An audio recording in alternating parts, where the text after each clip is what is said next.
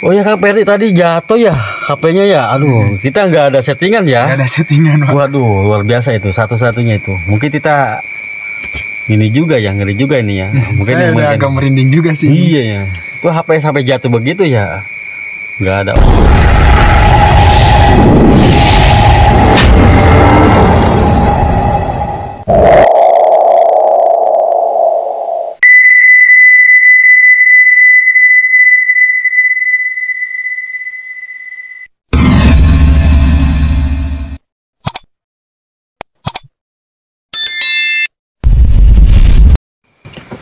Halo, assalamualaikum warahmatullahi wabarakatuh. Kembali lagi di channel saya, Caraka Kencana.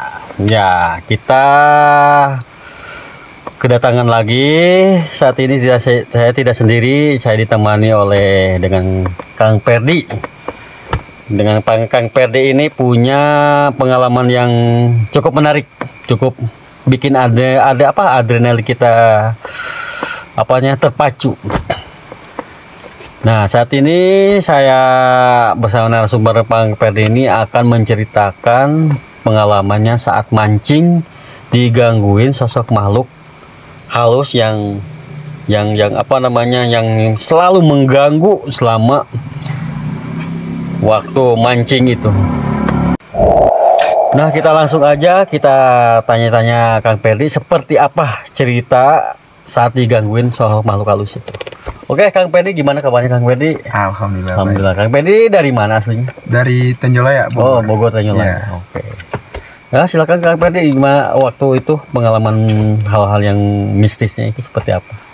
Dulu itu sekitaran tanggal 14-an ya. 14 Agustus kemarin. Oh, Agustus yang dulu udah lama. Yeah. Oh, masih baru. Agustus kemarin ya, saya punya inisiatif sama temen mau mancing. Tadinya tuh posisinya kita lagi pada nongkrong aja, Pak. Nongkrong. Iya, lagi pada nongkrong ngopi-ngopi lah sama temen. Saya tuh tadinya tuh berempat nih. Saya berempat, saya inisiatif di situ tuh pengen mancing. Iya. Mancingnya tuh malam kan. Oh, iya. Dan posisi di situ tuh pada saat itu turun hujan. Oh, tuh hujan deras, Hujan deras untuk daerah, karena kita deket banget ya sama daerah pegunungan. Jadi oh iya. iklimnya agak beda lah. Dan di situ saya ngajakin teman saya itu yang ketiganya itu, dan yang mau tuh cuma dua, yang satu lagi nggak mau karena posisinya hujan. Oh, ya tiga jadi ganjil. Jadi ganjil kita. Di situ kita dari jam 8 nungguin hujan itu sampai sekitaran jam 9 lah. Jam 9 malam. Jam 9 malam. 1 jam itu hujan. Akhirnya kita prepare juga buat ngambil si pancingan itu. Iya. Sambil bikin si umpan. Sambil bikin umpan. Dan di situ kita langsung lah setelah beres bikin umpan sama ngambil pancingan, kita langsung berangkat tuh, Pak. Oh, ke Bendungan, ya ke Bendungan, kali gede lah gitu. Itu daerahnya tuh di. Jadi untuk sampai ke sana itu kita ngelewatin 2 kampung. Oh, 2 kampung. Iya, yang pertama itu kampung dan setelah kampung di situ saya mulailah kan mancing sama temen, ngelihat nyari spot-spot yang bagus kan. Terus di situ saya nemuin bendungan yang emang strategis banget. Menurut kita banyak ikannya nih gitu. Di situ kita lanjut lah buka perlengkapan yang tadi kita bawa, langsung pasang umpan, langsung mancing. Setelah kita nunggu setengah jam lah, ada setengah jam lebih lah itu. Saya dapat tuh, ya saya dapat setelah setengah jam itu baru dapat satu doang ikan doang. Apa gitu? Ikan apa ya namanya? Wedar ya, wedar. Kalau bahasa Indonesia itu ikan wedar. Jeler kalau bahasa Indonesia. Terus udah gitu saya nungguin lagi tuh kan, di situ nungguin lagi ikan, saya pasang lagi umpannya sama teman-teman. Kita tuh ngelihat udah lama banget tapi teman-teman juga nggak pada dapet nih. Saya berinisiatif, ya udah kita nggak usah pakai ini aja nih, kayak kita kan tadinya bikin umpan dari biskuit. Oh, biskuit. Iya, dari biskuit klik itu. Saya berinisiatif kayak ya udah kita cari cacing aja gitu. Oh, iya cacing. Ya, situ saya jalan kan nyari cacing, ketemulah kayak sawah di atas tebingan. Saya jalan ke atas, saya ngambil cacing. setelah dapat saya ke bawah lagi. Ke bawah lagi buat mancing lagi tuh ke bendungan itu. Dan setelah saya masang si cacing, dapatlah untuk yang keduanya. Untuk yang kedua gitu kan teman-teman juga pada dapat gitu setelah kita pakai cacing. Karena enak juga gitu. Di situ tuh posisi beres hujan, airnya tuh kan lumayan gede juga. Nguap ya, agak keruh-keruh begitu ya, ikan nguap. pada bener. Jadi ikan biasanya tuh pada lapar lah. Iya, gitu, betul. kalau ini mah. Terus di situ tuh pas saya bakar rokok, Pak. Saya bakar rokok di situ kan sambil nunggu juga, nunggu ikannya nyantol lah. Saya bakar rokok, tiba-tiba dari atas itu ada yang kayak ngelemparin batu lah. Ngelempar batu. Jadi si batunya itu percis banget ke depan kita, benar-benar si arah pancingan. Pancingan itu. Iya, pancingan. Saya kayak udah berpikir kayak apa nih gitu. Jadi kayak teman-teman, saya ngomong lah ke teman, lu gak usah bercanda kata saya kan. Iseng disangka selingnya salahin, iseng teman sendiri. Dan gitu saya mikirnya kayak, wah ini teman apa siapa nih gitu. Dan gitu saya tanyain satu-satu, kata teman saya nggak ada yang ngaku juga gitu. Nggak ada yang ngaku juga mereka. Terus udah gitu ya udah saya hiraukan aja, saya cuek aja gitu kan. Yang penting ya udah saya terusin mancing aja gitu. Setelah saya mancing di situ kan dapat lagi tuh, saya sama teman-teman saya pada dapat lagi, sekitaran kita udah banyak lah. Ada nunggu sekitaran sampai jam 11-an itu. Di situ tadinya tuh saya pengen berinisiatif buat pulang. Iya, pulang. Tapi teman saya mungkin karena keasikan ya gitu kan, hobi gitu. Itu kayak nanti aja kita pulangnya gitu subuh gitu, teman saya tuh. Iya. Terus udah gitu ya udah saya ngikutin teman saya aja nih yang dua gitu. Dan pas saya sama teman lagi ngobrol, kita lagi ngobrol nih kan, kita bawa kopi juga Pak. Kita bawa kopi, kita tuangin kopi lah ke aqua itu, kita ngobrol sambil kayak si pancingan udah didiemin aja gitu kan. Saya ngerokok di situ ngobrol-ngobrol, kebetulan teman cerita-cerita mistis di situ. Awalnya di situ. Iya. Karena kan saya termasuk orang-orang yang nggak percaya soal itu. Anti ya. Anti ya. Nggak percaya hal-hal mistis. Iya, hal-hal mistis yang menurut saya apa sih gitu kayak gitu tuh. Ya saya biasa-biasa aja gitu. Mereka cerita-cerita yang mungkin untuk nakut-nakutin saya juga gitu. Iya, betul. Karena saya orangnya lumayan penakut juga untuk hal itu gitu. Makanya saya nggak mau percaya gitu.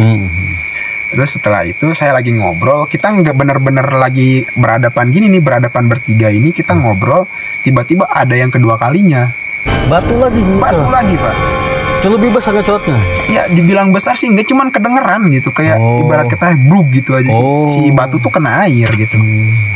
Udah gitu saya langsung pada bengong, saling tatap kita bertiga ini. Tatap-tatapan gitu kayak apa nih, apa kayak gitu. Orang iseng ya mancing gitu. Saya bertanya-tanya kan di sini, sedangkan kita posisinya tuh si kali itu lumayan jauh juga sama pemukiman. Iya, pemukiman kampungan di situ tuh. Terus udah gitu saya ngirauin aja itu Pak, saya hirauin itu semua. Jadi kayak ya udah seakan-akan kita mancing aja gitu kan. Saya juga udah ngerasa diri saya ya udah jangan lawan dulu lah hawa takutnya gitu. Iya. Nah gitu, karena teman saya juga ini yang dua bisa dibilang mereka pemberani lah gitu. Itu mungkin udah berpengalaman juga. Situ kita lanjut aja mancing gitu sambil ngerokok. Dan tiba-tiba setelah lama nunggu ada yang ketawa Pak, ketawa. Itu di kegerangan suaranya di belakang atau depan mana gitu? Ya kan pinggir-pinggir kita tuh bisa bilang tebing nih. Tebing, jurang-jurang. Iya, di belakang tebing, di pinggir itu tebing, tapi atasnya itu kayak persawahan. Persawahan. Jadi di pinggir sebelah sananya itu kebanyakan pohon-pohon bambu. Pohon bambu. Cocok banget itu tempatnya. Udah gitu, kita langsung dong di situ kayak wah, kaget, was-was saya. Dan udah naik banget kan di situ. Jantung saya udah kayak bener-bener berdebar. Saya udah inisiatif situ pengen lari tadinya kan. Tadinya pengen lari karena saya ingatnya ini tuh licin. Habis hujan. Iya, habis hujan. Sedangkan pinggir saya ini kali gede juga gitu. Iya, daripada hal-hal yang saya lebih mencelakakan diri sendiri. Iya, mencelakakan diri sendiri. Ya udah gitu kan, saya di situ jalan paling pertama kan karena takut juga. Iya, jalan paling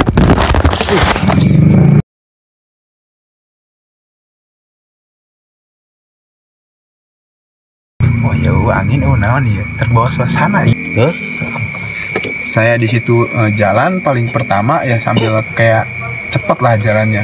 So, saya mikir pengen lari tadinya tuh, karena kebetulan kan di pinggir saya tuh tebing semua, jadi saya jalan itu harus kayak nanjak lah Pak. Oh, jadi ada apa nama, ada apa? Kayak tebing. Orang Sunda itu galengan ya, Iya, mungkin ada sekatan sawah itu. Iya, Oh, iya. saya nanjak kan di situ. Nanjak saatnya pengen lari gitu kan. Itu bener-bener pas saya dengar di bawah itu di dekat bendungan tuh bener-bener nyaring banget ke telinga saya gitu. Oh, persis dengan jelas banget. Persis banget. Itu yang saat mendengar suara ketawa itu apa Kang Perdi sendiri atau teman-teman sendiri yang lain dengar juga sama? Jadi posisi kita tuh ngedengar ketawa, jadi semuanya itu mendengar Pak. Oh, mendengar. Iya. Bukan Kang Perdi aja sendiri. Bukan saya aja gitu.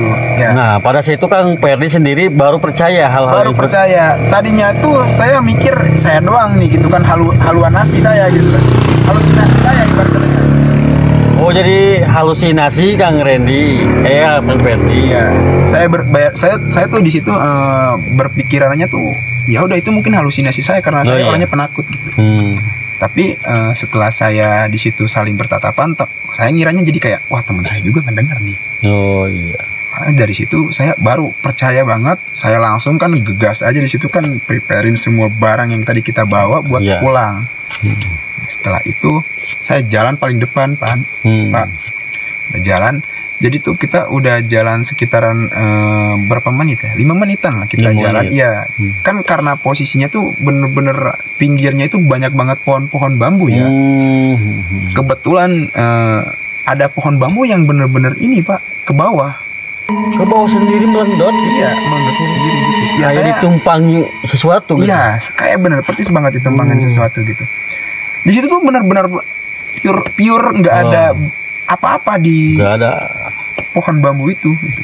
Jadi dia tuh kayak begini sendirinya Pak. Nah, setelah Kang Perdi ngelihat bambu itu ngalangin jalan di posisinya.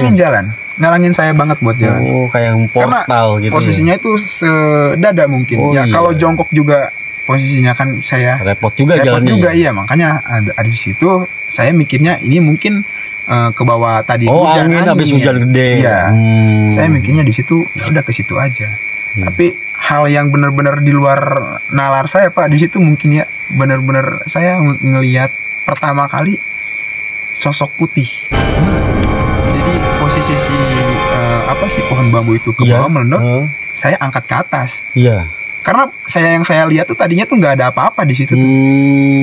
Bener-bener nggak ada apa-apa. Tapi setelah saya ke atasin, tiba-tiba ada yang terbang ke atas. Di situ makin saya kan makin hawa takut saya di situ makin bener-bener terpacu jadinya. Ya. Akhirnya di situ saya lari sama teman-teman. Lari semuanya.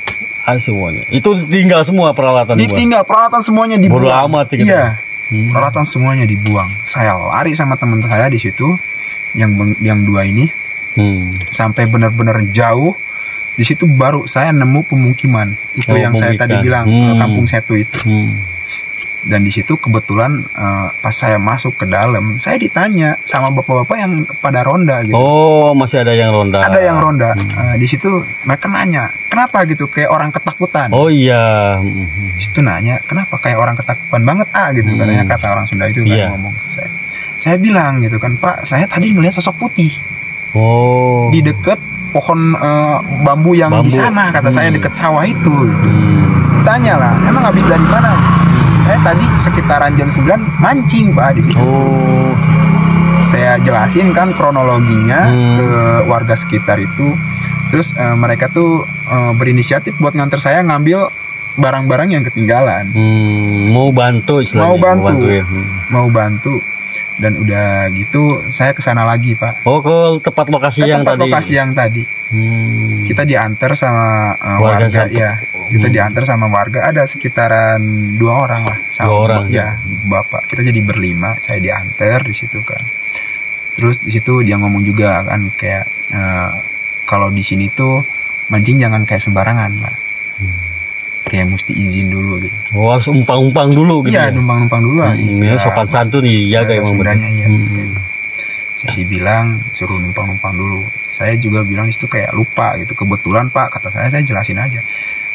Pas tadi kita mancing lagi asin juga, kebetulan pas lagi ngopinya itu saya sama teman saya sempat cerita mistis-mistis gitu. Kata saya gitu. Ya mungkin di situ awal mulanya mungkin ya.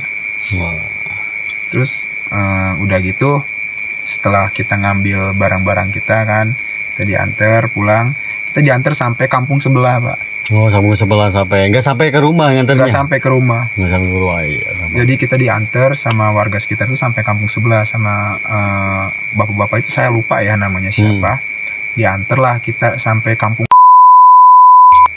Dan posisi di situ udah sekitaran jam adalah jam 12 lewatan. Jam 12 lewatan saya diantar sama bapak itu ke sampai kampung sebelah, kampung Antai. Saya di situ pulang lagi bertiga. Dan saya ya mungkin nggak ada inisiatif lagi, saya pengen mancing ke tempat itu, Pak. Oh ya, tapi istilahnya setelah Kang Perdi ngalamin hal yang seperti itu, tidak menyurutkan hati untuk kembali lagi mancing tempat spot yang lain. Spot yang lain. Mungkin, masih. Ya. Mungkin ini untuk kejadian pertama saya nemuin hal kayak begitu. Ya mungkin saya bakal bisa dibilang memicu diri saya sendiri untuk nggak mau mental. Iya, mati mental gitu kan. Untuk saya nggak mau mancing ke sini lagi nih. Gitu. Oh, jadi seperti itu cerita Kang Perdi saat pertama kali. Oke, teman-teman, begitulah cerita Kang Perdi saat pertama kali mengalami hal-hal ganjil atau mistis saat waktu sama teman-temannya mancing di suatu kali. Nah, Kang Perdi itu awalnya memang tidak mempercayai hal-hal seperti itu, selalu positif, yaitu hanya bual-bualan atau mitos. Mungkin ya itulah jawaban seseorang kalau misalkan belum pengalaman atau mengalami diri sendiri, mungkin tidak akan percaya. Setelah mengalami sendiri-sendiri, menyaksikan sendiri di pengalaman sendiri, baru mungkin mereka akan sadar bahwa sosok makhluk astral itu ada. Ya, untuk intinya setiap orang punya pengalaman beda-beda ya, berbeda. Ya. Oke, seperti itulah teman-teman ceritanya. Mungkin kita lanjut lagi di episode berikutnya, video terbaru kita akan cari lagi narasumber, cerita-cerita yang lebih menarik lagi. Oke, kita pamit dulu ya. Assalamualaikum Kang Perdi, terima kasih. Terima kasih ya, waktunya Pak. Assalamualaikum warahmatullahi wabarakatuh.